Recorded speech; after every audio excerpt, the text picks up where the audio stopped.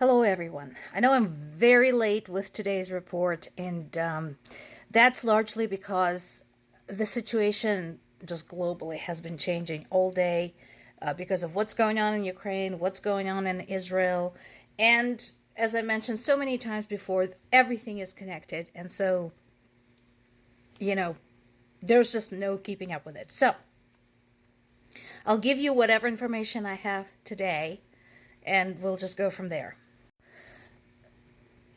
Zelensky is planning a trip to Romania. There's several reasons for that. So, first of all, as with Poland, Ukraine and Romania never had a particularly easy relationship due to the contested region of Bukovina. However, having been firmly under Russian heel for a long time, and particularly so during the Soviet times, Romania, like so many other European countries, decided to set aside those differences and help Ukraine.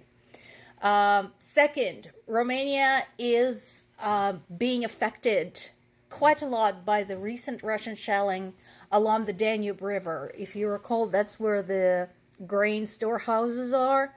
And it's close. I mean, look it up. Look up Danube River. Look up where Romania is. You'll see how close that is. And then Romania is also one of the locations aiding Ukraine with the grain exports. Its seaport of Constanta is one of the alternative export routes since Russia pulled out of the grain deal.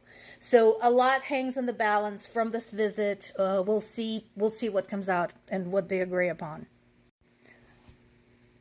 According to Ukrainian armed forces, Ukrainians blew up one of Russia's most advanced tanks, the T-90, which is good news, and it makes quite a pretty flash and smoke cloud over there. But seriously, though, considering that Russia is constantly boasting how they're going to just crush everybody and screw the Abrams tanks and screw the Patriots, this is a big embarrassment for that. Because they're constantly boasting how invincible they are, and this shows that they're not. With what's going on in Israel, so Russia said that they're concerned, but they're not in any hurry to actually contact Israel, which is interesting because Benjamin Netanyahu was actually quite up close and personal with Putin, as I mentioned before, so much so he had his photograph with Putin put on his campaign posters before the election. So that's interesting. We'll see how that dynamic works out. Meanwhile, not to be outdone by U.S. Republicans, Russia is already capitalizing on this tragedy and on all of this horrible fallout and aftermath that follows. So they're already accusing the West, at this point, not the US yet, but they are accusing the UK of being complicit in this. They're already spreading all kinds of misinformation about what's happened.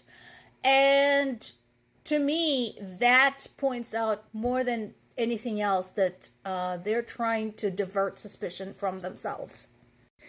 And of course, Putin's BFF, Trump, is basically saying that he could have both ended the war in Ukraine in one fell swoop and not allowed this to happen, the strike by Hamas against Israel, if he were president. He said there was zero of that happening. You are free to look up Trump's history on terrorist attacks against the U.S. citizens while he was in office. I'll let you draw your own conclusions. But again, the rhetoric between the statements made by Putin and statement made by Trump is nearly identical.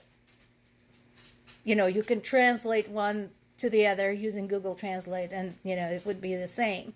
So again, there are some questions about how Trump's mishandling of classified information may have contributed to what happened.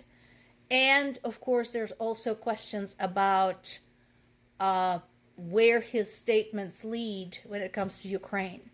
Because there's already the conversation about, well, we can't help both Israel and Ukraine.